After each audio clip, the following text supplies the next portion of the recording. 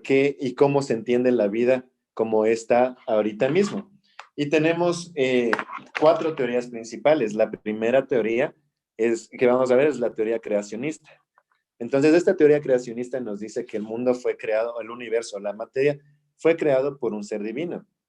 Esta teoría no puede ser refutada o comprobada científicamente, por lo cual no la vamos a estudiar a profundidad en las ciencias naturales.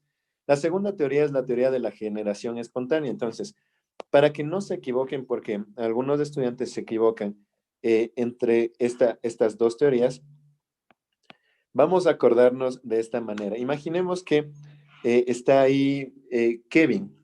Creo que Kevin es uno de nuestros estudiantes. Sí, que Kevin está comiéndose un sándwich. Aquí está el sándwich de Kevin. Y que de repente él ya no avanza, lo deja ahí, lo deja ahí en el platero. Deja ahí el sándwich y después de unos 3 días la mamá encuentra y le dice, este guambra no come todo, malcriado, dice, me mato yo trabajando para poder comprarle y no se come todo el sándwich. Y está llenito de moscas, entonces aparecen moscas. Entonces, ahora nosotros sabemos que el sándwich no dio origen a las moscas, pero en el siglo XVII esa era la creencia natural.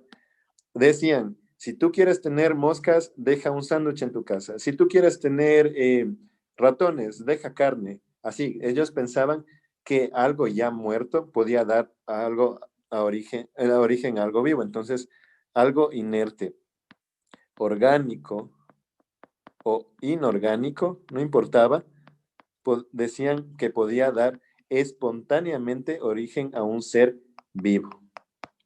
Esa es la teoría de la generación espontánea.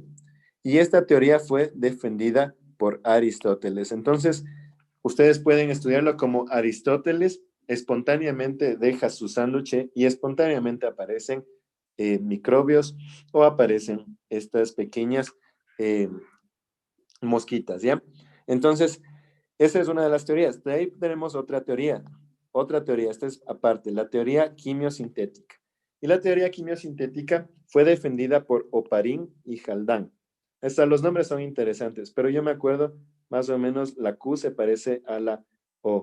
Y esta teoría quimiosintética fue defendida por Oparín. Ahora, ¿qué decía esto? Acuérdense de esta palabra porque la vamos a ver varias veces. Atmósfera primitiva. Decía que existía una atmósfera primitiva en donde las condiciones físicas y las condiciones químicas permitieron, estas condiciones permitieron de que se formen las primeras moléculas orgánicas, que después dieron origen a seres más complejos. ¿Listo? Entonces, esto es parte de la teoría quimiosintética. Y también tenemos otra teoría, que es la exogénesis. Entonces, son teorías diferentes, ¿ya? No se vayan a confundir. Exo quiere decir que viene del exterior. Y lo que pensaban es que nuestro planeta era como este pequeño depósito de sustancias cósmicas, entonces materia cósmica. Y lo que pensaban es que esta materia cósmica que venía de meteoritos, de cohetes, de este tipo de sustancias externas, se depositaba en la Tierra y ahí aparecían las primeras partículas con vida. Esto dio origen a la vida. Ahora, esta teoría tampoco ha podido ser comprobada en un laboratorio, ha podido ser comprobada o refutada científicamente. Entonces, las dos teorías, estas son las cuatro teorías, ¿ok? Entonces, les pueden preguntar, hacer alguna pregunta refiriéndose a cualquiera de las cuatro, pero en las que he visto que puede haber más énfasis es en la teoría de la generación espontánea y de la quimiosintética. Por eso vamos a hablar más de esas. Ahora, la generación espontánea, acuérdense espontáneamente a Aristóteles. Aristóteles la defendió, pero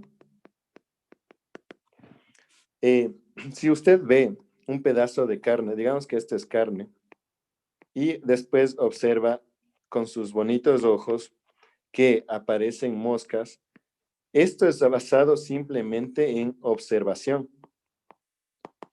Ahora, ¿qué ocurre? que en el siglo XVII, ya se utiliza el método científico, se empieza a utilizar el método científico con más constancia. Y si les preguntan en el examen, ¿qué es el método científico? Este método se basa primero en la observación. La observación después lleva a realizarse preguntas, al cuestionamiento. Entonces yo veo, hay un pedazo de carne, aparecen moscas. Me pregunto, ¿será que las moscas aparecen de la carne o será que las moscas simplemente ya existían y se atrajeron a la carne? No lo sé, estoy haciendo una pregunta. Planteo después, en base a esa pregunta, yo planteo una hipótesis. Una hipótesis simplemente es un enunciado que todavía tiene que ser comprobado. ¿Cómo es comprobado? A través de la experimentación. O sea, se realizan experimentos. Y estos experimentos, cuando son repetidos lo suficiente, se convierten ya en teorías. Se convierten en teorías, chicos. Entonces, aplicando el método científico, aparece este señor llamado Francesco Redi. Francesco Redi, perdón. Solo quiero ver. Ya, bueno. Creí que les había añadido más preguntas, pero vamos a ir como interactuando y jugando, ¿ya? Ustedes, ustedes nada más me van prestando atención y después, digamos, en el chat yo les puedo hacer alguna pregunta. Mira, entonces tenemos a Francesco Ready, ¿ya? Él estaba ready, ¿han visto esa palabra ready? Como estaba listo para hacer esta experimentación. Ya, así es como yo me acuerdo. Él estaba listo para hacer este experimento. Él ocupa 3 de estos frasquitos y les pone carne a cada uno. Entonces, ¿qué es lo que ocurre? Después de un tiempo la carne se va a volver putrefacta. Pero uno de los frascos estaba abierto, el otro estaba cerrado con una tapa improvisada y después el otro estaba herméticamente cerrado. Entonces, el primer frasco con la carne putrefacta obviamente vio moscas. Vio moscas. Pero en el segundo no vio moscas. ¿Qué es lo que vio? No vio moscas dentro de la carne, vio huevecillos de las moscas en la tapa. Y el otro que estaba herméticamente cerrado y esta tapa era más sintética, no vio ni siquiera los huevecillos. ¿Ok? Entonces, él dedujo que las moscas no salen espontáneamente. Entonces, moscas no nacen o no salen espontáneamente de la carne que habían dejado ahí, sino que pueden ser producidas por estos pequeños huevecillos que están depositados en la tapa. Ok, para comprobar esta teoría y para hacerla fuerte, después tenemos a esta persona. Ustedes deben haber escuchado de Luis Pasteur. Y Luis Pasteur hizo un proceso ya en el laboratorio, ya mucho más formal, mucho más estructurado. Él tomó un matraz este es un matraz en forma de cisne, y puso un caldo. Dicen, puede ser un caldo de pollo, un caldo de carne. No sé, fue un caldo que estaba ahí. Y le puso a hervir este caldo, ¿para qué? Para matar a los microorganismos. Y eso es como lo que se le conoce como el proceso de pasteurización. Hervir algo a un punto en el que se mueren los organismos. Entonces, esto es lo que hizo Luis Pasteur, básicamente. Puso este caldo en este matraz y aquí hay una pequeña apertura. Después de un tiempo, él vio que había microorganismos formándose al final del matraz, mas no dentro del caldo. Y cuando rompió esta parte del matraz de cuello de cisne, se dio cuenta que efectivamente empezaban a crecer ya los microorganismos nuevamente en el caldo.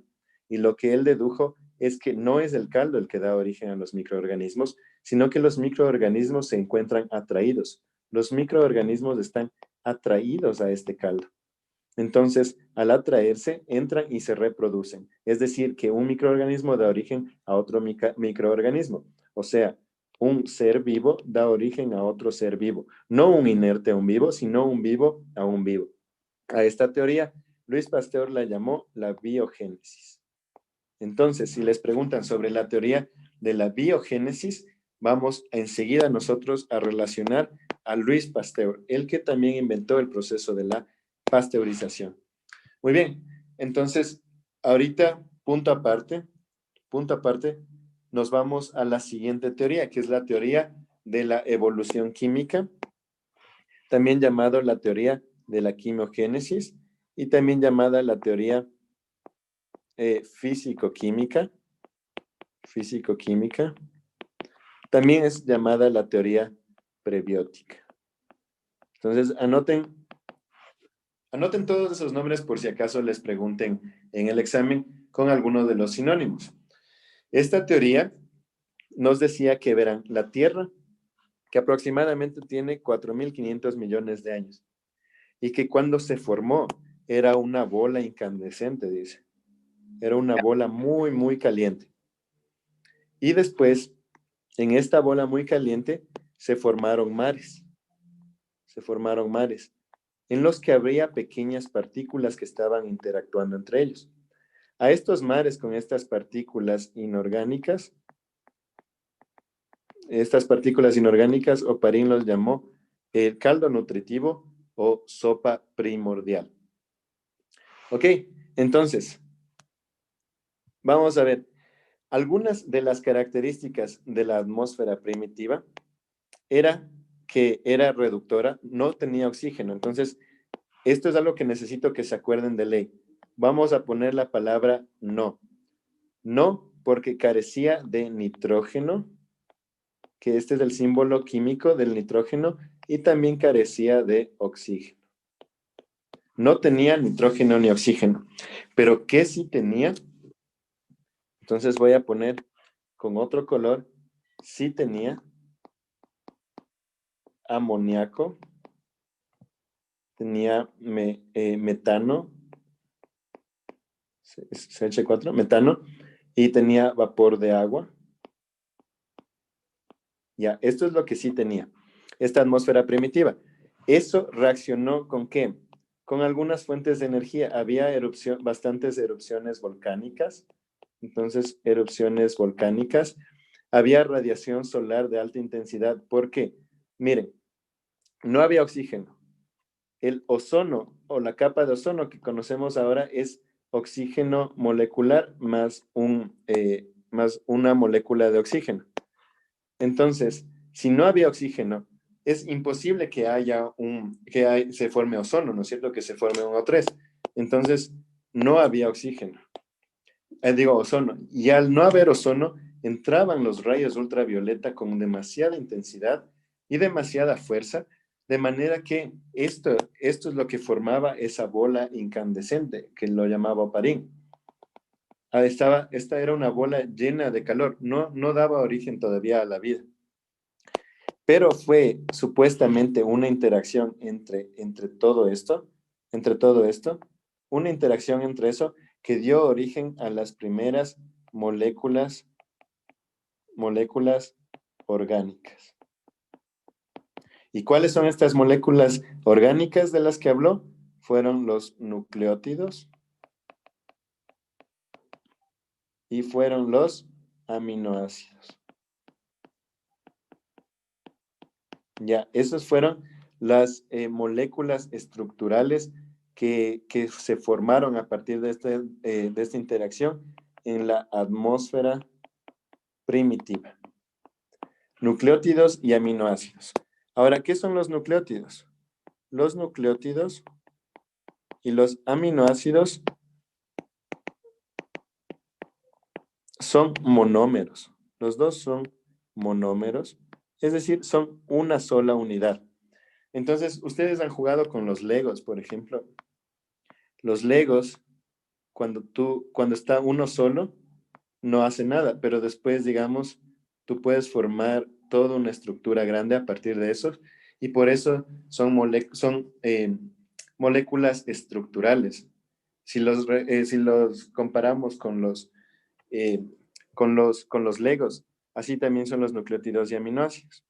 Entonces, los nucleótidos después darían origen al ARN, mientras que los aminoácidos darían origen a las proteínas.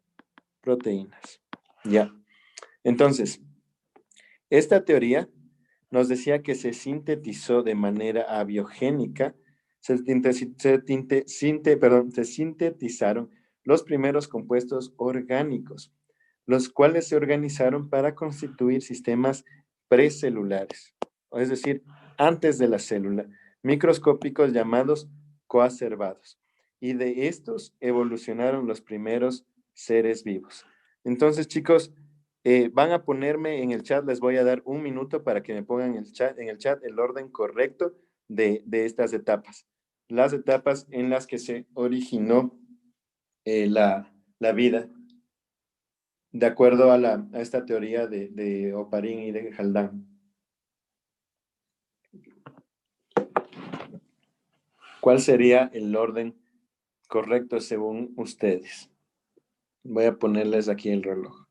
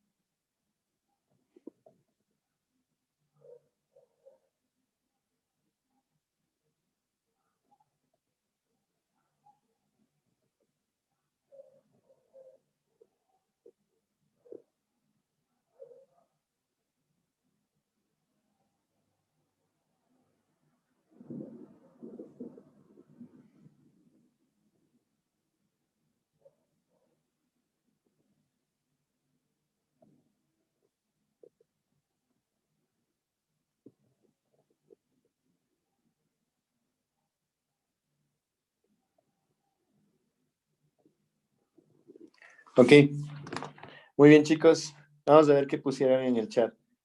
Voy a dejar de compartir solamente para ver quiénes respondieron. Ay, tengo dos respuestas.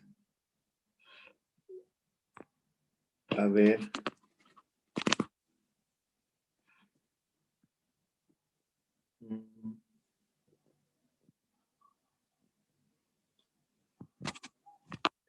Ya han puesto 3, 2, 4, 1, 3, 1, 4, 2, 3, 1, 2, 4, 1, 3, 2, 4. Ok. Bueno, muchachos, vamos a resolverlo juntos. ¿Qué les parece? Vamos a hacerlo juntos para tener la noción de cómo va el orden, ¿ya? Entonces, verán. ¿Sí están viendo la pantalla? Sí, profe. Sí, ok, muy bien. Listo, entonces verán.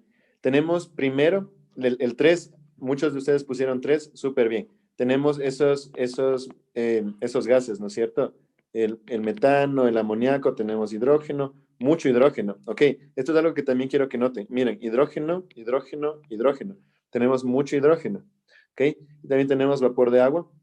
Esta interacción forman los primeros aminoácidos. Pero se acuerdan que les dije que también forma nucleótidos. Y estos nucleótidos después dan origen a un ARN que va a ser delimitado por una estructura primitiva llamada protoplasma. Ok, ahora este protoplasma permite que después el material genético, el ARN es inestable. Nosotros necesitamos un material genético más estable. Entonces, según la evolución, según todo, después tenemos la formación del ADN que va a estar aquí delimitado. ¿Listo? Entonces, después esto, a ver.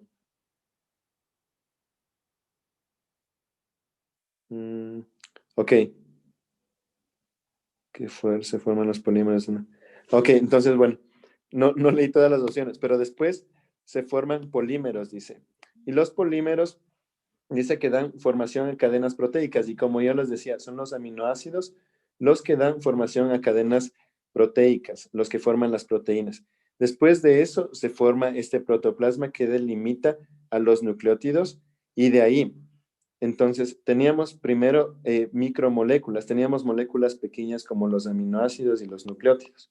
Al combinarse todos estos y formar estructuras más grandes, se forman macromoléculas, o sea, son moléculas muy grandes que se juntan y crean un estado coloidal en el caliente mar primitivo. Entonces, el orden aquí correcto sería 3, 4, 2, 1.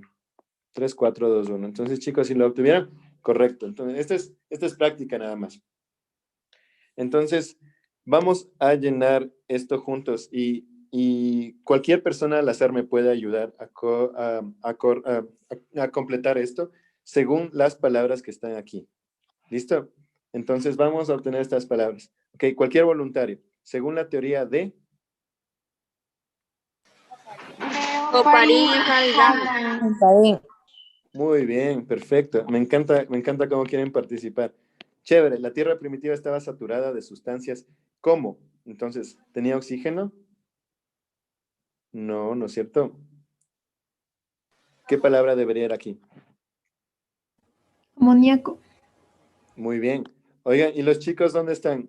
Las chicas, como siempre, pilas y participativas, y a los chicos no les veo. Tenemos aquí, verán, amoníaco, metano, vapor de agua, entre otros, debido a que ¿la concentración de qué era baja? Oxígeno. Muy bien, de Oxígeno. oxígeno. En la atmósfera, a ver, la concentración de oxígeno en la atmósfera era y de ahí ya Baja. muy baja. Se forma una atmósfera reductora en la que las moléculas tienden a donar. Muy bien, donar. Las moléculas donan electrones, así junto con la radiación solar y la energía de los rayos, los gases y el agua reaccionan entre sí para formar los primeros monómeros. Oh, ya participó un chico, muy bien. Chévere, haciendo quedar bien a los hombres. Orgánicos como aminoácidos y las otras moléculas eran. Oparín Haldane. Nucleótidos. No, no. ¿Alguien, Nucleótidos. alguien recién lanza la Nucleótidos, me primera. confundí. Aminoácidos y nucleótidos. Perfecto. O sea, esto es lo que quiero que les quede bien. Y esta es la teoría físico-química, que la defendió Aristóteles. Estaba esperando a ver si alguien me corrige. Verán, entonces acuérdense que esta no era la de Aristóteles, ¿ya? Sino la de Oparín y Haldane. Muy bien, muy bien. ¿Y la de Aristóteles cuál era? La generación espontánea. Perfecto. Súper bien, súper bien. Entonces, a ver, ya. Y ahora vamos a completar este enunciado también de la misma manera. La biogénesis es una teoría sobre el origen de la vida. La biogénesis también es la que acabamos de ver, la físico-química. Pero ¿qué es lo que pasa? Oparín se enfocó más en lo de la atmósfera primitiva y lo del caldo primordial.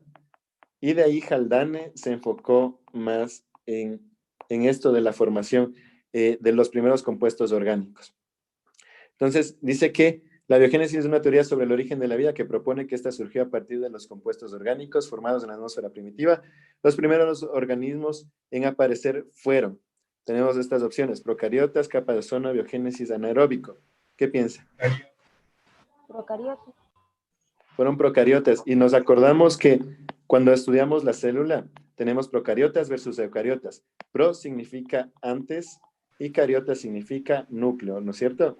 Nos vamos acordando de nuestra clase de teoría celular. Entonces dice que fueron resistentes a condiciones adversas como altos niveles de radiación solar por falta de la radiación solar. Por la Capa de falta de la ozono. capa de ozono. Muy bien, muy bien. Capa de ozono. No había ozono porque no había oxígeno. Estas células probablemente obtenían nutrientes y energía al absorber moléculas orgánicas de su ambiente a partir de un metabolismo aeróbico o anaeróbico. ¿Cuál de las dos? Anaeróbico. Anaeróbico. Anaeróbico. Muy bien, perfecto. Anaeróbico, ¿por qué? Que significa que no había oxígeno. Muy bien. Entonces, Esto les voy a explicar yo. Me confundí con esta la anterior vez. Ya. Entonces, verán, cuando tenemos, según la biogénesis, tenemos estas células procariotas, dice, ¿no es cierto? Verán, dice que reacciona el amoníaco, reacciona con otros elementos y forma los primeros aminoácidos y los primeros nucleótidos. Esto da origen a que se forme el ARN, que va a estar rodeado por pequeñas moléculas, porque pequeños aminoácidos, que van a formar la primera protocélula. ¿Ya? Entonces, después de que se forma estas protocélulas, ahí aparecen las procariotas, justo lo que acabamos de ver antes. Se forman las procariotas, que son estos seres primitivos, y según esta teoría, ellos son heterótrofos. ¿Qué quiere decir heterótrofos? Quiere decir que consumen los alimentos de otras fuentes. Nosotros somos heterótrofos, no obtenemos nuestro alimento de las plantas y los vegetales, ¿no es cierto? Y de los animales. Y también dice que son anaerobios. Anaerobios. Entonces son heterótrofos y son anaerobios. O sea, buscan su alimento de otras fuentes y aparte no utilizan oxígeno. Pero ¿qué es lo que pasa? En algún punto se acabó. Voy a poner aquí, se acabó todos los nutrientes que tenían, por lo cual necesitan que necesitan formar su propio alimento y nacen células autótrofas. Nacen células autótrofas. Estas células autótrofas son las plantas, por ejemplo. Y ustedes saben que las plantas nos ayudan a proveernos de oxígeno. Estas células autótrofas empiezan a liberar oxígeno y al liberar oxígeno aparecen organismos aeróbicos, organismos que pueden utilizar este oxígeno para sus funciones vitales. A su vez, al acumularse este oxígeno en la atmósfera, se forma la capa de ozono. Según eso, entonces, ¿cuál sería el orden correcto? ¿Cuál de estas iría primero? ¿La 4, la 3, la 2, la 5? Pónganle ahí en el chat o díganmelo abriendo su micrófono. ¿Cuál iría primero? ¿Puede repetir, Lizan, lo último? Sí, verán, tenemos estas primeras células que eran procariotas, pero ellas no utilizaban oxígeno y no producían su propio alimento. Pero cuando se les acaba el alimento o las sustancias de alimento, después ellas tienen que ya producir su propio alimento, como las plantas más o menos. Pero aquí deben haber aparecido unas procariotas, más o menos como las cianobacterias. Entonces, digamos, estas procariotas ya producían su propio alimento y a la vez liberaban oxígeno. Al liberar oxígeno ya aparecen otros seres que pueden utilizar ese oxígeno. Entonces aparecen los seres aeróbicos. Y a su vez, este oxígeno al acumularse en la atmósfera ya forma el ozono, que se lo representa como O3. Entonces, si a ustedes les piden en el examen que ordenen alguno de estos eventos, primero vamos a ver que está el amoníaco. Y el amoníaco reacciona para formar aminoácidos y nucleótidos. Y después tenemos al ARN, ¿no es cierto? Tenemos al ARN rodeado para formar una protocélula. Después vemos que aparecen las primeras procariotas. Entonces, alguien que me diga, por favor, cuál sería el siguiente paso después de que aparecen procariotas anaerobios y heterótrofos. Se agotan los recursos y nacen células autótrofas. Perfecto. Y siguiente, después de eso, ¿qué iría? La capa de ozono. Se liberan oxígeno y aparecen organismos aeróbicos. Muy bien, muy bien. Esa sería siguiente. Y después tenemos La que ya capa de se ozono forma. permite colonizar otros hábitats. Perfecto. Muy bien, súper bien, chicos. O sea, yo les voy a compartir, bueno, este video se va a subir y yo les voy a compartir estas slides y yo les recomiendo que vayan y llenen todo esto también después de la clase, acordándose de lo que acabamos de revisar. Y otra palabrita que puede aparecer en el examen es coacervados y simplemente coacervados significa, son estas pequeñas moléculas que se formaron que pueden dar origen a la vida. Entonces, moléculas asociadas con la vida, pero todavía no son seres vivos. Y Oparin se enfocó en los lípidos, Y lípidos simplemente significa grasas. ¿Ya? Y el otro término que les puede aparecer es la sopa primordial, que es algo que ya acabamos de ver, que son estas pequeñas estructuras como aminoácidos y nucleótidos que después interactúan en estos mares.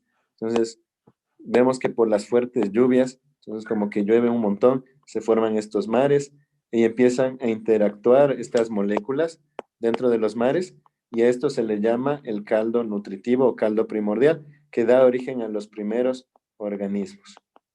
Entonces, todo esto hasta ahorita sigue siendo parte de la teoría de quién? Oparin y Haldane. Muy bien.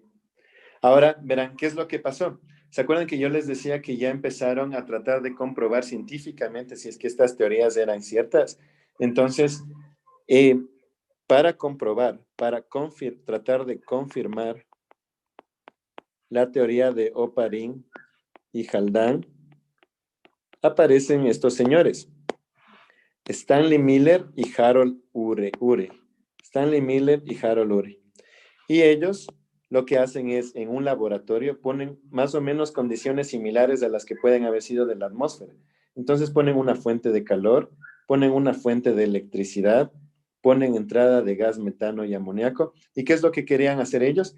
Lo que decían es, pues si es cierto lo que dice Oparin y Haldane, si nosotros similamos las mismas condiciones, deberíamos obtener algo como aminoácidos o nucleótidos, ¿no es cierto? Y a la final, sorpresa, sorpresa, resulta que sí, obtuvieron aminoácidos y nucleótidos. Entonces, si les preguntan quiénes fueron los científicos que comprobaron la teoría de Oparin y Haldane, ustedes se acuerdan de Miller y de Harold Urey y de Miller, ¿ya? Entonces, ¿se acuerdan de ellos que hicieron un experimento en el que replicaron estas condiciones en el laboratorio? Ya, chévere. Entonces, no sé si es que hay alguna pregunta. Voy a fijarme ahorita en el chat, voy a dejar de compartir pantalla para ver si es que hay alguna pregunta ahí.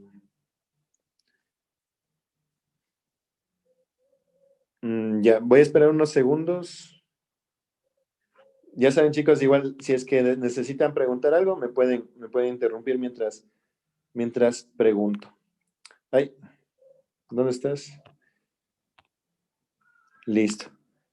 Ok, entonces, miren, a manera de resumen, lo voy a poner acá. Tenemos 4 teorías. La teoría creacionista, entonces teorías del origen de la vida. Tenemos la teoría creacionista, tenemos la teoría de la exogénesis, y estas dos no se las puede, no científicamente, no se las puede comprobar científicamente, entonces no se las estudia a profundidad. Después tenemos la teoría de la generación espontánea y después tenemos a la teoría quimiosintética. ¿Ya? Entonces, la teoría de la generación espontánea fue defendida, entonces voy a ponerla aquí, defendida por Aristóteles, pero fue refutada por Francesco Redi y también por Pasteur. Mientras que la quimiosintética fue elaborada por Oparin y Haldane y después fue confirmada por los experimentos de Miller y Urey. Ya, entonces les recomiendo que, esto está muy feo, pero les recomiendo que se hagan un cuadro, un mapa conceptual en donde ustedes resumen estas teorías, porque puede venirles una o dos preguntas de todas estas teorías, ¿ok?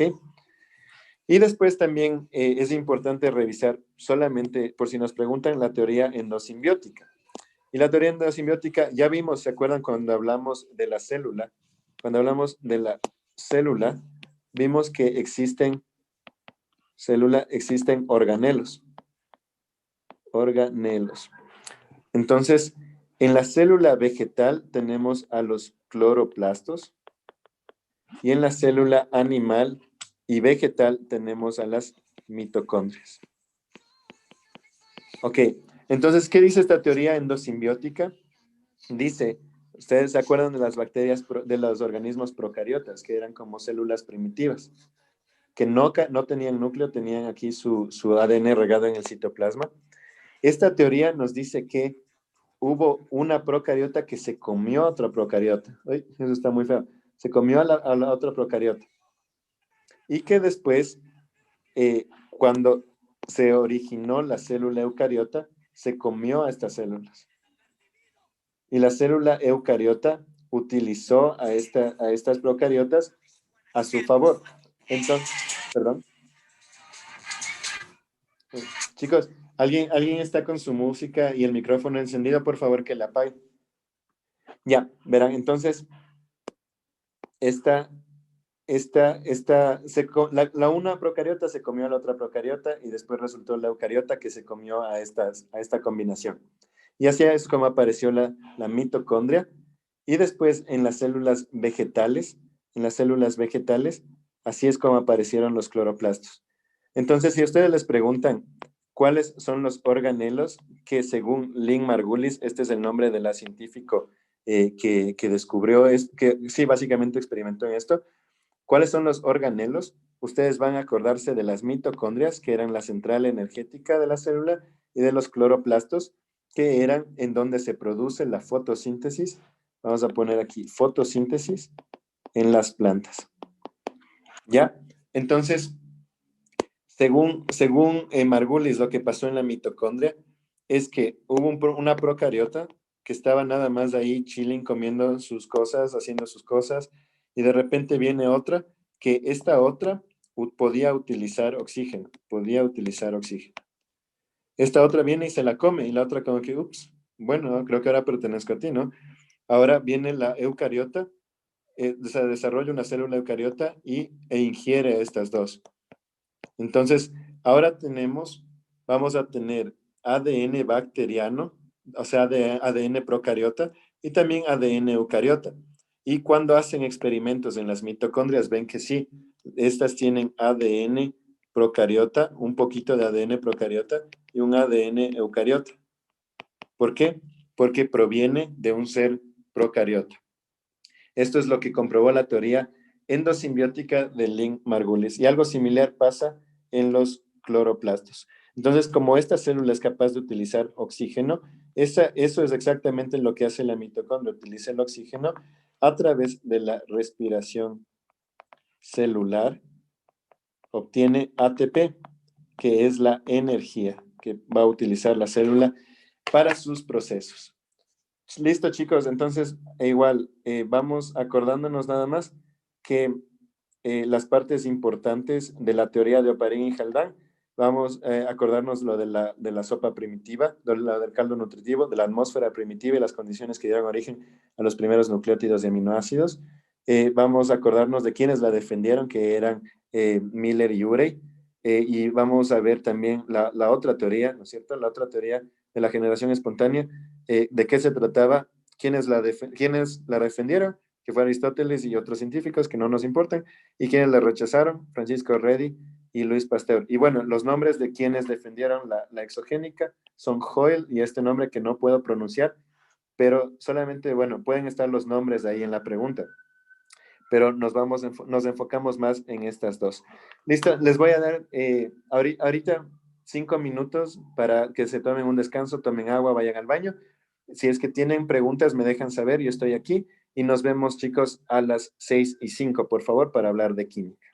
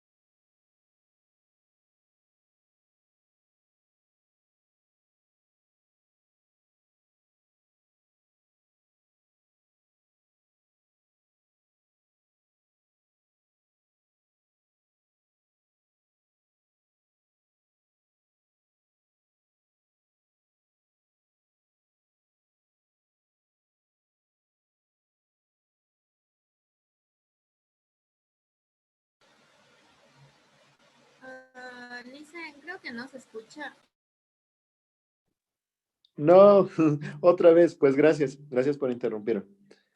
Eh, bueno, entonces básicamente lo que les decía es que imagínense una pareja. La pareja interactúa al tomarse de las manos. Entonces ahí está formando un enlace. Y este enlace entre dos átomos forma moléculas. Y también puede haber enlaces entre moléculas y básicamente son maneras de estabilizar estas conexiones. ¿Ok? Muchas gracias por haberme dicho que el micrófono estaba apagado porque iba a dar una clase en mute.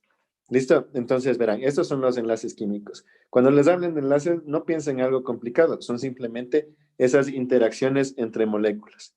A ver, aquí me parece que me faltan diapositivas. No, sí está bien. Ya, listo. Entonces, los átomos van a interactuar. Cuando estos átomos necesitan entrar en una interacción mutua, ¿ya? Y de aquí se van a formar partículas nuevas. Entonces, cuando yo hablo del agua y la pongo en esta manera, básicamente estoy hablando de que hay una interacción de dos moléculas de hidrógeno con una de oxígeno. Y no es cierto que eso me da una molécula de agua. Aquí también veo, miren, tengo oxígeno, tengo nitrógeno, acá tengo otro oxígeno, y esos están interactuando. Y ven los puntitos que están ahí. Esos puntitos se llaman electrones de valencia. ¿Qué son los electrones de valencia? Son los electrones del último nivel de energía. La clase anterior habíamos hablado de la, ¿cómo se llama esto? La configuración electrónica. Por ejemplo, aquí yo tengo la configuración electrónica para el calcio. Y para el calcio, la configuración electrónica me dice que tengo, a ver, ¿dónde está? Ya, la configuración electrónica me dice que el último nivel de energía es el 4 y que hay dos electrones. Ese número de ahí, el 2, esos son los electrones de valencia. En base a eso, para el carbón, ¿cuáles serían? ¿Cuántos electrones de valencia habrían? Aquí en el calcio hay 2. ¿Cuántos habría en el carbono? Pónganlo en el chat o alguien abra por favor su micrófono y me puede decir. 4. Muy bien. Entonces, ¿cómo lo hicimos? Aquí tenemos el 2, es el último nivel de energía, y tenemos 2 aquí, suman 4. Son 4 electrones de valencia. Ya, eso básicamente son los electrones de valencia. Son los electrones, ¿se acuerdan aquí los puntitos? Son los puntitos que van a interactuar con otros átomos para formar moléculas, para formar estos enlaces. Entonces, vamos a hacer una pregunta. ¿Cuántos electrones de valencia tiene el silicio? Les doy 30 segundos para que pongan la respuesta en el chat, por favor.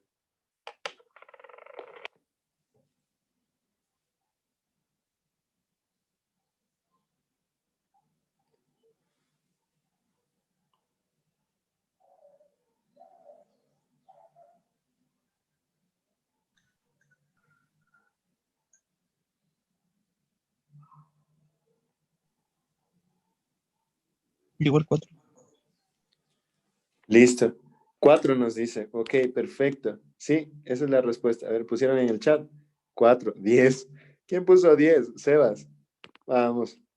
Póngase pilas. Miren, aquí tenemos que el 3 es el último nivel de energía y que tenemos 2 electrones en el subnivel S y 2 electrones en el subnivel P, y eso suma 4. Entonces tenemos 4 electrones de valencia, 4 electrones que pueden interactuar con los electrones de valencia de otro átomo y formar enlaces. Si algo no está claro, me interrumpen, ¿ok? Entonces, estos electrones de Dice, valencia... siempre se cuenta desde el último, los dos últimos números. No los dos últimos, sino el último nivel. Por ejemplo, aquí el último nivel era el 4, entonces aquí no se toman los dos últimos, sino solamente el 4, que es el último nivel de energía. y se toman los 2 electrones que tenía el 4 en su último nivel. Aquí, por coincidencia, en la configuración electrónica ha sido que el último nivel es 3. Pero si hubiera, digamos, un 4p2, a los 3 ya no les tomo en cuenta y tomo aquí los 2 electrones. ¿Está claro? Es decir, solo cuando se repiten se toman los dos. Sí, precisamente. Ajá, precisamente. Listo. Entonces, tenemos esos los electrones de valencia. Miren, por ejemplo, acá tenemos en el oxígeno, se repite, está la 2 y la 2s y 2p. Tenemos que 2 más 4 es 6. Esos son los electrones de valencia ¿de qué? Del oxígeno. Y ahora Lewis fue un científico que él decidió ponerle como puntitos o es hacerle una estructura en la que se vea que va a haber una interacción. Entonces, ayúdenme a contar. Tengo 1, 2, 3, 4, 5, 6, ¿no es cierto? Tengo 6 puntitos alrededor del oxígeno. Eso demuestra que tengo 6 electrones de valencia. Tenemos 6 electrones, se le llama la capa de valencia. En la capa de valencia, imagínense al oxígeno con una capa así precioso. ¿Ya?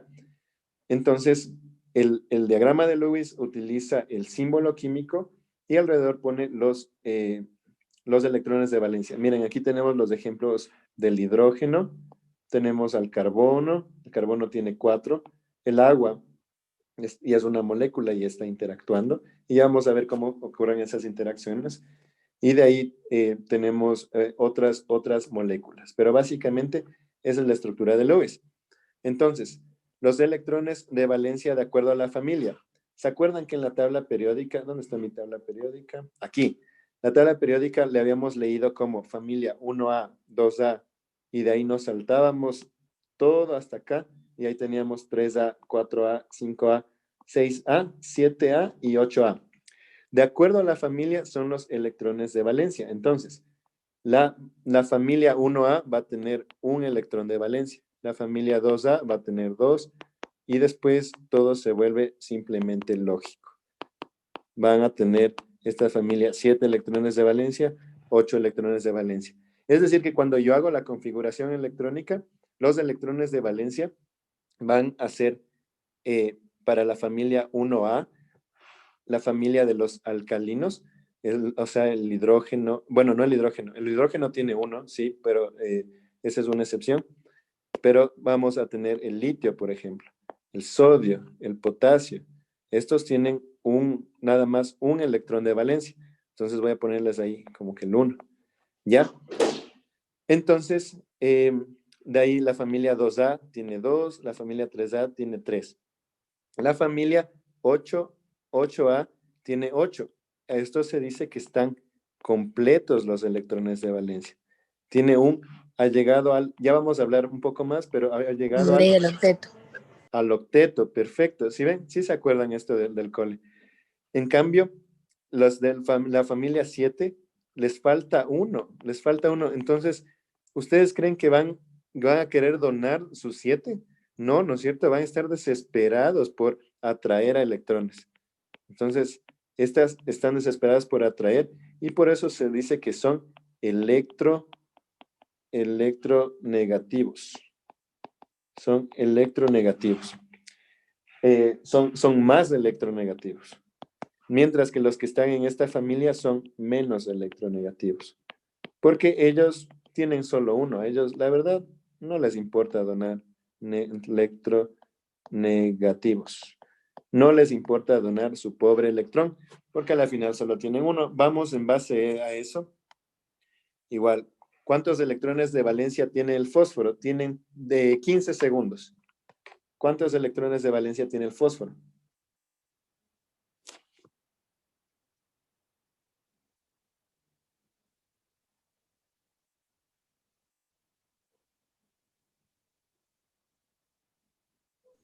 Cinco. A ver. 5. Muy bien. Sí, perfecto. Entonces, ubicamos la familia en la que está y vemos que ahí está nuestro fósforo. Muy bien. Entonces, esos son los electrones de valencia. ¿Cuántos le faltarán? Le faltarán 3, ¿no es cierto? Para completar 8. Esa es la ley del octeto o la regla del octeto. ¿Qué nos dice la regla del octeto? Dice que un átomo que no es el hidrógeno, entonces el hidrógeno va a ser nuestra excepción, tiende a formar enlaces. Y en estos enlaces va a ganar, perder o compartir electrones, dependiendo de quién sea, hasta que sea rodeado por 8 electrones de valencia. Es decir, haya alcanzado una configuración estable. Quiero que se fijen aquí en la molécula de agua, en la configuración, en la fórmula de Lewis. ¿Se acuerdan que según Lewis teníamos 6 electrones de valencia alrededor del oxígeno? Ahora cuando interactúa con el agua viene cargada de su propio electrón, y van a llegar a compartir. Entonces, esto yo debería ya eliminar. Van a llegar a compartir y el oxígeno que tenía 6, ahora ya tiene 8 electrones rodeando su capa. Ha completado el octeto. ¿Listo? Eso es más apreciable en lo que les digo aquí, en esta estructura de Lewis. Se ve cómo él ha logrado ya formar sus 8 y los hidrógenos están ahí tranquilos unidos. Han formado ya enlaces de hidrógeno con este oxígeno. Entonces, un octeto significa tener esos 4 pares de electrones de electrones de valencia, que van a estar ahí rodeando al átomo. Pero ojo, no todos los átomos llegan a cumplir la ley del octeto, no todos, sino que más va a ser para los los elementos que tienen subniveles 2s y 2p. ¿Ya? Entonces, más va a ser para ellos. De ahí hay otros en los que puede haber un octeto incompleto, en los cuales, por ejemplo, si formamos 2 moléculas de hidrógeno y las ponemos juntas, ni fregando van a llegar a 8. Entonces es un octeto incompleto, pero ellas pueden vivir con eso. Están bien. De ahí tenemos un octeto expandido, por ejemplo, tenemos al fósforo con el cloro. Y el cloro tiene 7 electrones de valencia. Tiene 7. Y el fósforo, como vimos, tenía 5. Entonces, aquí va a estar el fósforo. Pero después va a haber otros cloros aquí. Entonces, de ahí básicamente se van a salir. Ya no van a tener solamente esos 8, sino van a tener incluso hasta 10. Los cloros van a llegar a tener hasta 10 electrones en esta fórmula. Entonces, no siempre se une, no siempre se forma un octeto. Hay pequeñas excepciones. Eso nada más que les quede claro. Si les preguntan, ¿siempre las moléculas van a formar un octeto perfecto o algo así? La respuesta va a ser no, va a haber excepciones. Entonces, vamos a ver qué es lo que está ocurriendo ya cuando se forma un enlace. Por ejemplo, nosotros tenemos al cloruro de sodio. Esto está formando un enlace iónico. Esto se conoce como un enlace iónico. Ya lo vamos a ver más adelante en más, ¿cómo se llama? En más detalle. Pero, ¿qué es lo que ocurre? Verán, tenemos al sodio, que se acuerdan que viene de la familia 1A, entonces solamente tiene un electrón que donar. Mientras el cloro tiene ¿cuántos? Tiene 7 electrones.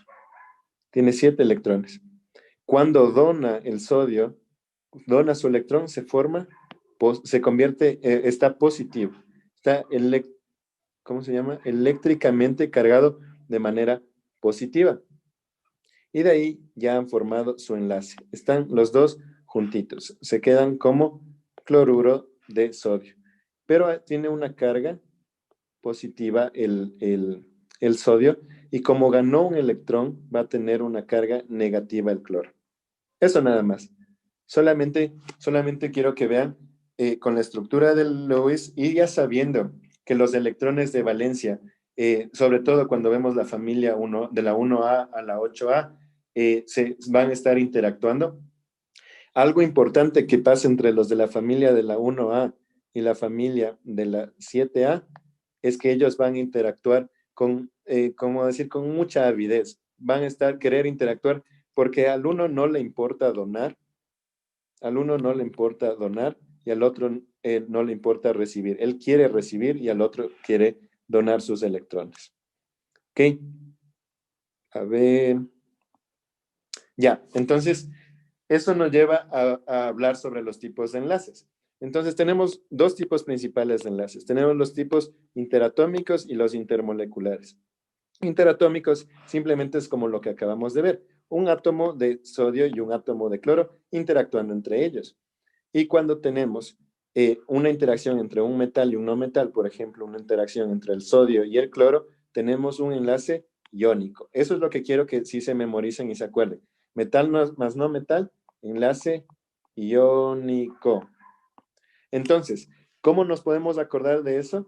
Es como yo ni como con sal. Yo ni como con sal, porque la sal o el cloruro de sodio es un enlace iónico. Está formado un enlace iónico. Entonces, solamente son pautas. Ustedes pueden utilizar la mnemotecnia que ustedes puedan y necesiten para aprender. De ahí tenemos covalente. Covalentes son dos no metales. Dos no metales interactuando el uno con el otro. Por ejemplo, el oxígeno es un no metal y el oxígeno al interactuar con otro oxígeno forman el oxígeno molecular. Ese es un enlace covalente. Y después tenemos el enlace metálico, que dice que de un mismo metal, por ejemplo, tenemos a la plata. ¿Cómo es la plata? A G. Sí, sí, ¿verdad? Ya, que tenemos a la plata. Después, esta plata va a tener una nube de electrones que va a atraer a otras platas. ¿Listo? Entonces, eso es un enlace metálico. Es un metal siendo atraído hacia otros metales por la nube de electrones que se forma cuando hay muchas platas, como decir, muchas platas están ahí. Y entonces, esta molécula está cargada de electrones que van a atraer a esta otra molécula que está, como decir, aislada. Entonces, eh, tenemos entre los enlaces covalentes, también vamos a ver que se pueden formar enlaces simples, enlaces dobles y enlaces triples. A los enlaces simples se les llama, perdón, ¿es sigma? Es alfa. A ver, no, ¿cuál es? No me acuerdo cuál es el símbolo de sigma. Oh, ya, es sigma. Ya, mi cerebro también. Sigma, y de ahí a los dobles se les llama pi.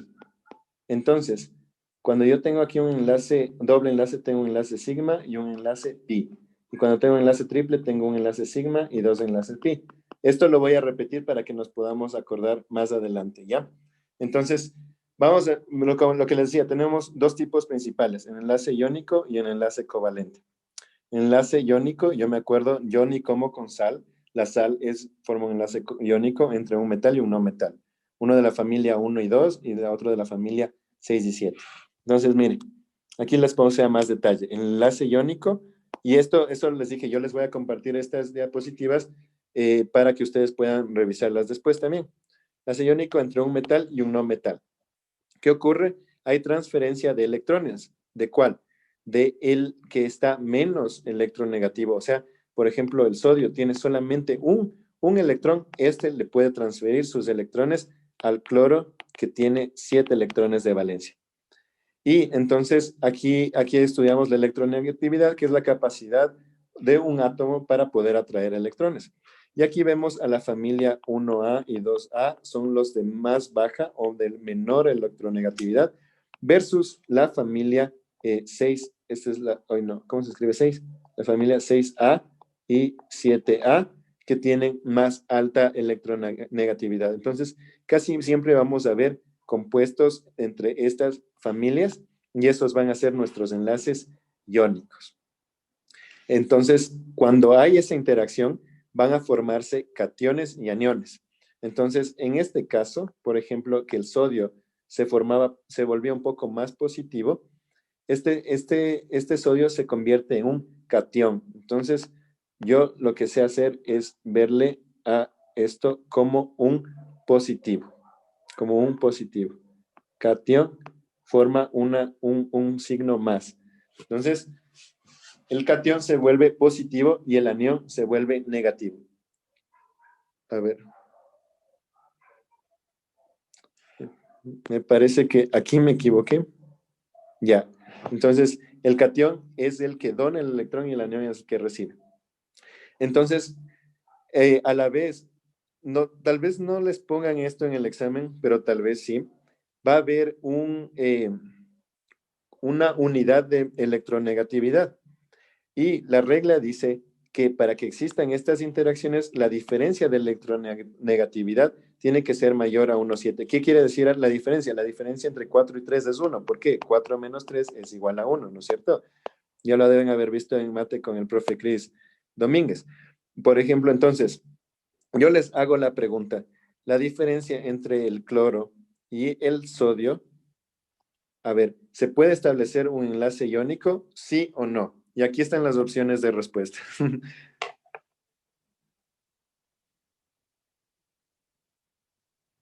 ¿Pueden No ponerlo se en el chat? puede. ¿No se puede? A ver, ¿quién dice no? ¿Quién dice sí? Vamos a ver, voy a ver el chat. Sí me dicen. ¿Se puede o no se puede? El uno tiene 3 y el otro tiene 1,9. No dice Ruth. Ok, ¿saben qué? Les voy a seguir compartiendo la pantalla para que podamos ver. Dice que la diferencia tiene que ser de 1,7. Si yo resto 3 menos 0,9, no sé si se hace así, pero bueno, es 2,1. Y esto es mayor a 1,7. ¿Listo? Entonces, la diferencia de electronegatividades tiene que ser mayor de 1,7 y en este caso sí lo es. Entonces, la respuesta es sí, pues sí, de ley y ya. La respuesta es sí, ¿ok? Entonces, eso es algo que quiero que sepan. No les van a pedir que se memoricen cuáles van a ser ¿cómo se llama esto? Las unidades de electronegatividad de cada átomo, para nada. Pero tal vez sí les pregunten si es que se puede establecer un enlace iónico. Y lo que ustedes tienen que saber es que la diferencia de las unidades de electronegatividad tiene que ser mayor a 1,7. Mayor a 1,7 para el enlace iónico. Entonces, como yo me acuerdo, es como yo no como sal desde los 17. ¿Ok? Entonces, más o menos así. Lo que pasa después con estos compuestos es que, miren, imagínense la sal, son cristalinos a nivel de la temperatura ambiente y son sólidos. Y después la mayoría de ellos también son solventes, perdón, se disuelven en solventes polares como el agua. Poseen un alto de fusión y un alto punto de fusión y ebullición, y en condiciones normales no son buenos conductores, pero cuando usted le pone en agua, cuando usted vierte sal en el agua, después de repente esta sal se convierte en un buen conductor. Ahora sí es un buen conductor, cuando está disuelto en un solvente. Entonces, estas son algunas de las características y si ustedes pueden acordarse ahí de la sal, ¿cómo la vemos? Sólida, la vemos más o menos cristalina, se disuelve en agua, sí, va a tener un alto punto de fusión. Entonces, si en el examen les preguntan, alguien está haciendo la sopa y después el agua está a punto de hervir, pero agrega sal y se demora más en hervir la sopa.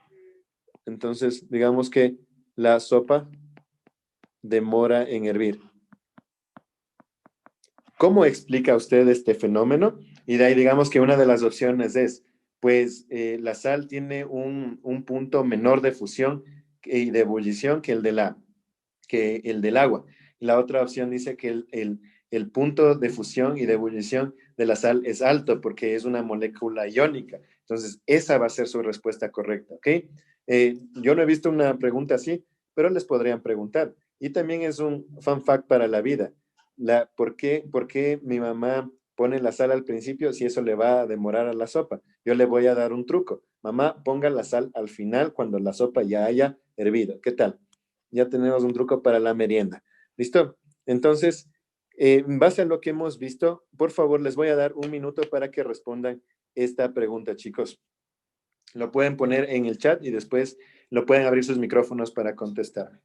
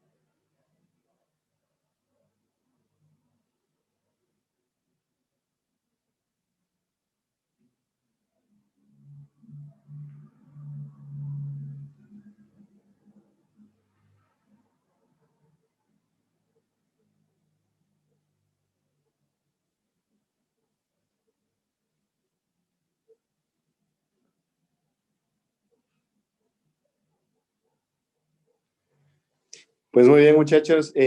¿Alguien tiene la respuesta correcta?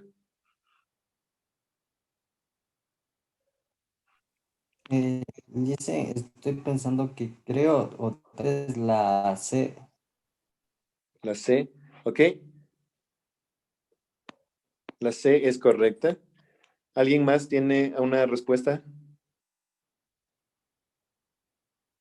Veamos qué nos dice. Veamos si han puesto en el chat. En el chat ponen la A, la B, la B. Ok, ¿les digo algo? Todas son correctas, chicos. Todas son correctas. Entonces, este es un compuesto iónico. La B nos dice exactamente en el enunciado y la C también porque es una propiedad de los compuestos iónicos. Entonces, aquí es, todas son correctas, ¿ok? Muy bien, bien atendido, bien practicado. ¿Ok? Y entonces, nada más como para resumir, en enlace iónico se establece puede haber, se comparten o se ceden estos estos electrones entre un metal y un no metal. Acordémonos, de la familia de los de 1A y de 2A y la familia de los 6. Ay, ¿por qué siempre pongo el 6 al revés? El 6A y de los 7A. Los metales con no metales, ¿ok? Metales con no metales, estos van a interactuar y van a formar enlaces iónicos. Y este átomo metálico se convierte en un catión. ¿Por qué? Porque se vuelve positivo, mientras que el no metálico se vuelve en un anión que está negativo. Estos iones quedan unidos por fuerzas de atracción electrostática. Entonces, son enlaces que tienen fuerzas electrostáticas. O sea, están interactuando entre ellos constantemente. La mayoría de los casos, el número de los electrones ganados o perdidos es tal que uno de los iones resultantes adquiere la configuración electrónica del gas noble, es decir, completa su octeto. Esto no pasa en todos, así que no lo vamos a tomar como una regla, pero puede completar su octeto, como en el caso aquí tenemos el magnesio. Ah, ya, miren, este es el ejemplo. Ha completado su octeto según esta nueva configuración electrónica. No les van a preguntar configuración electrónica de moléculas ya complejas y grandes, pero podemos saber que al interactuar y formarse una molécula, sí puede cambiar ya su configuración electrónica. ¿Por qué? Porque ahora sus electrones de valencia son distintos. Pueden ser más o pueden ser, sí, pueden ser más en realidad. A ver, y aquí, ¿qué les quería enseñar aquí? Pues nada, simplemente lo mismo. Lo que quería que nos fijemos aquí es que al flúor, el flúor que pertenece a la familia 7A, tiene 7 electrones de valencia, ¿no? 7 electrones de valencia. Tiene 7 electrones de valencia. Si es que yo hago la configuración electrónica, voy a obtener 7 electrones de valencia, pero después el litio tiene 3, y veo aquí, a ver, el átomo de litio tiene 3 electrones. A ver, no, perdón. Eso está mal. Ese es el número atómico. Los electrones de valencia, como en su configuración electrónica, es que tenemos 1. Entonces, este electrón de valencia no tiene miedo a irse acá, a ser donado, y se convierte en un catión. El litio se convierte en un catión. ¿Qué me pasa? Ya, el litio se convierte en un catión, mientras el flúor se convierte en un anión. Entonces, si les preguntan, en la siguiente interacción iónica, ¿cuál de los siguientes elementos se va a convertir en un catión? Ustedes ya saben que es el que dona sus electrones y se vuelve positivo. Y acuérdense del catión, porque tiene ahí su signo más. ¿Listo? Ok. El siguiente enlace del que vamos a hablar es covalente. Y el enlace covalente es entre un no metal y otro no metal.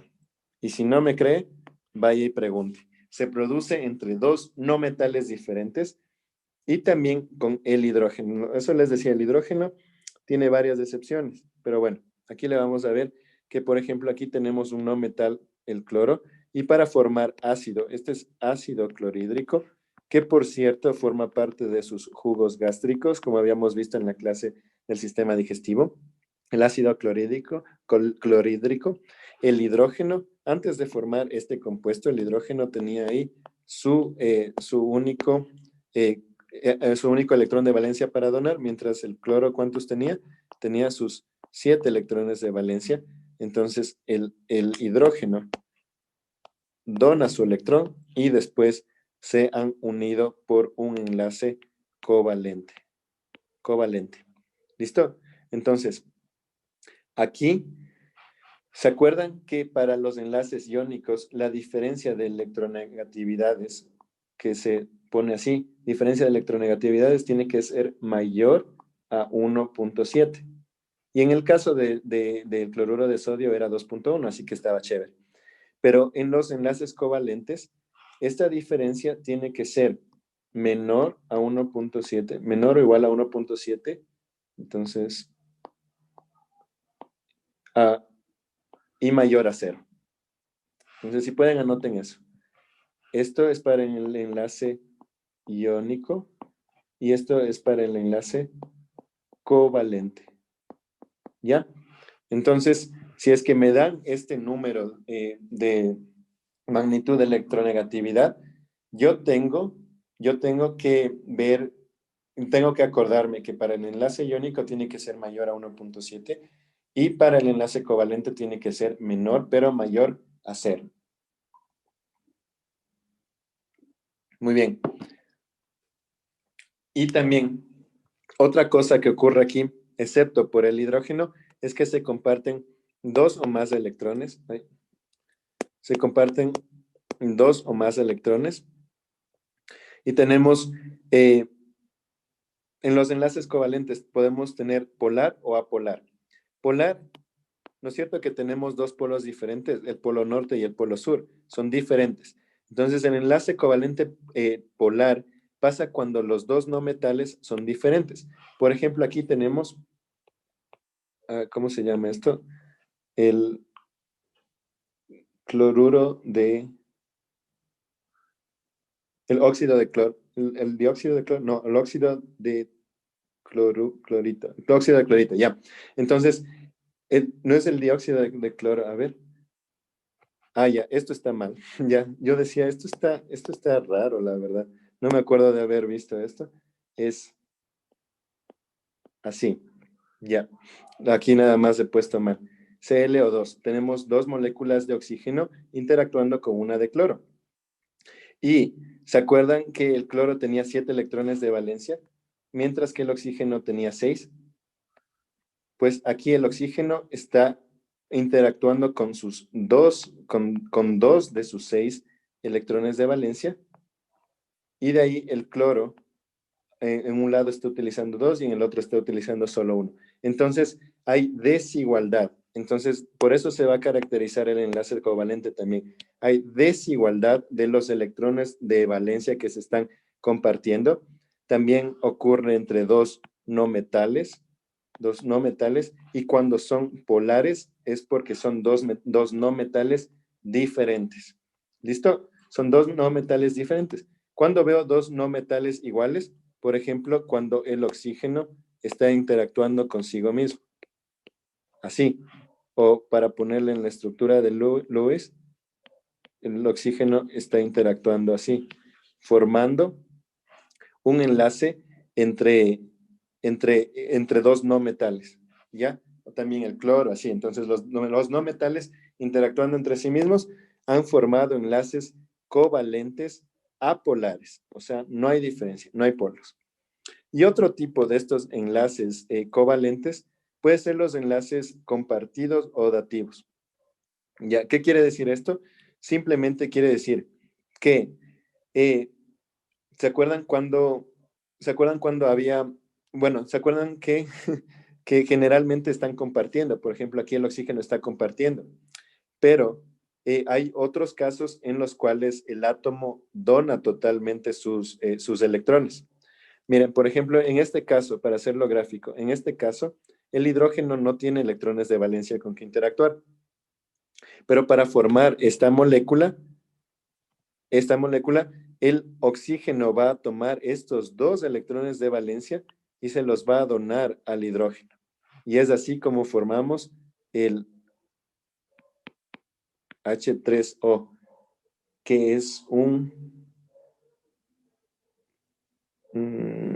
bueno, básicamente está formando una molécula covalente en base a un enlace que se llama dativo o compartido, ¿ok? Dativo. Aquí está, no están compartiendo para nada, el hidrógeno no está compartiendo. La verdad no sé por qué se llama compartido.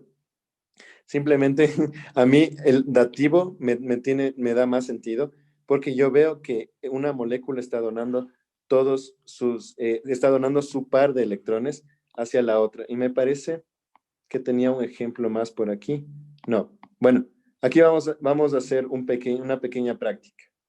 Ah, no, perdón. Antes de eso, ¿se acuerdan que yo les decía que podemos tener, por ejemplo, en una molécula, tenemos estos tipos de enlaces? Y ya, entonces de ahí digamos que tenemos un hidrógeno así. Estos enlaces covalentes, los enlaces covalentes puede haber, si es que es uno, ay, ¿por qué sigo poniendo alfa? Es sigma. Si es que son dos, tengo un sigma y un pi. Y si es que yo tengo tres enlaces, tengo un sigma y dos pi. ¿Listo? Entonces aquí les dejo este grafiquito que encontré en internet, que simplemente lo hace más fácil. Si yo veo aquí, en esta imagen, cuántos enlaces hay en esta molécula, yo veo que, ¿cuántos enlaces? Tengo enlaces sigma, tengo 1, 2, 3, 4, 5, 6, pero ojo, aquí que hay un doble enlace también tengo uno, entonces aquí me pone 6 más 1, 7. Y los enlaces pi, como tengo aquí un doble enlace, solamente tengo un enlace pi. Por favor, practiquen con este ejercicio y si tienen preguntas me dejan saber. Les doy unos 30 segundos a un minuto, ¿ya?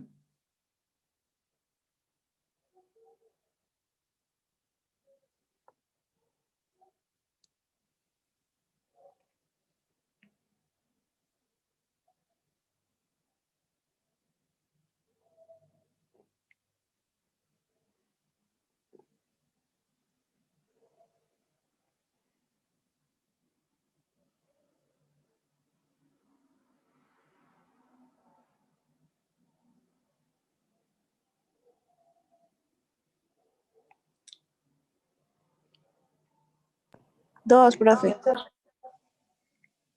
¿Cuántos enlaces sigma? Muy bien. Ay, perdón. Ya, entonces sí, perdón, mi garganta ya no jala. Tengo dos enlaces sigma. Y si me pregunta cuántos enlaces pi, también tengo dos enlaces Dos pi. también. Muy bien, chicos. Entonces, nada más si me preguntan eso en la prueba. Vamos a ver aquí, en base a lo que les expliqué antes, qué enlace se está formando. Igual, les doy un minuto para esa pregunta.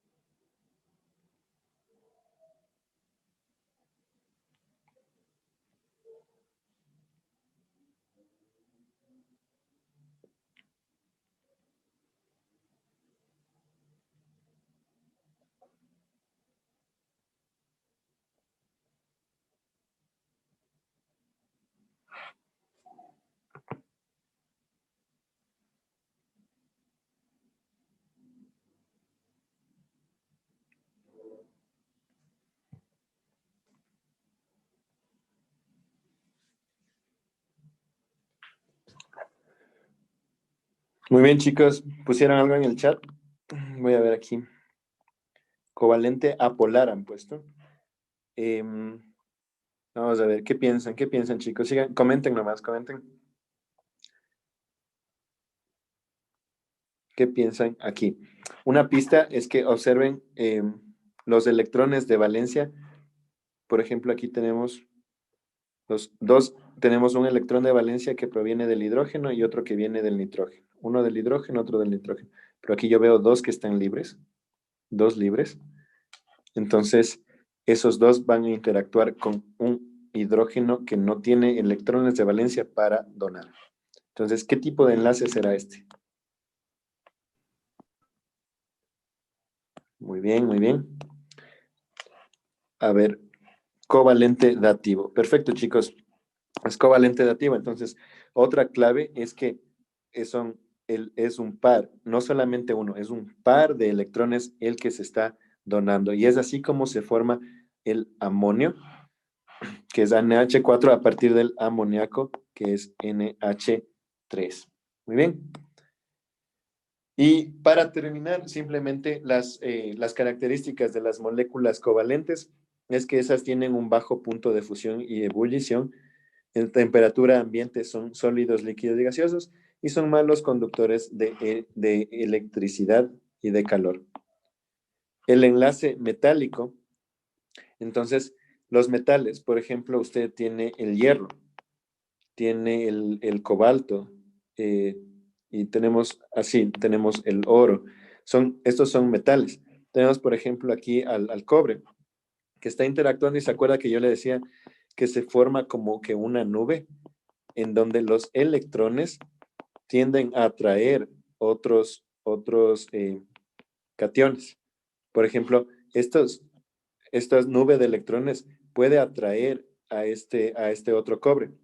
Entonces, bastantes cobres se unen y forman lo que es el metal, como nosotros lo conocemos. Nosotros conocemos los metales, el aluminio, el hierro, los metales que les pongo aquí. Entonces se forma una fuerza de atracción y se agrupan estos metales tan cercanamente, o sea, se agrupan tan cercanamente que se vuelven tan compactos y tienen características de los metales. Si usted pone, por ejemplo, vemos que el hierro es un muy buen conductor de calor y electricidad. Entonces, esas van a ser características de los metales. Son todos sólidos a temperatura ambiente.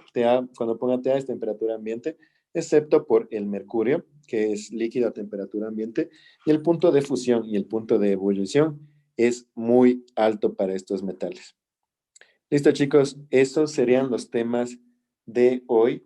Les recomiendo que, como ha sido un montón, y hagan como un mapa conceptual, les sugiero que tomen este gráfico de aquí, como que para irse ubicando en dónde están los enlaces iónicos, dónde están los enlaces covalentes. Y de ahí, o también pueden utilizar esto o hacer su propio gráfico y también hagan un gráfico para las teorías del origen de la vida. Listo, chicos. ¿Hay alguna pregunta? No, profe. Ya, todavía falta un poco para que se acabe la hora de la clase, así que yo me quedo aquí, pero ya se ha terminado la clase, si es que no hay ninguna pregunta, chicos. Yo me quedo aquí por si alguno tiene preguntas.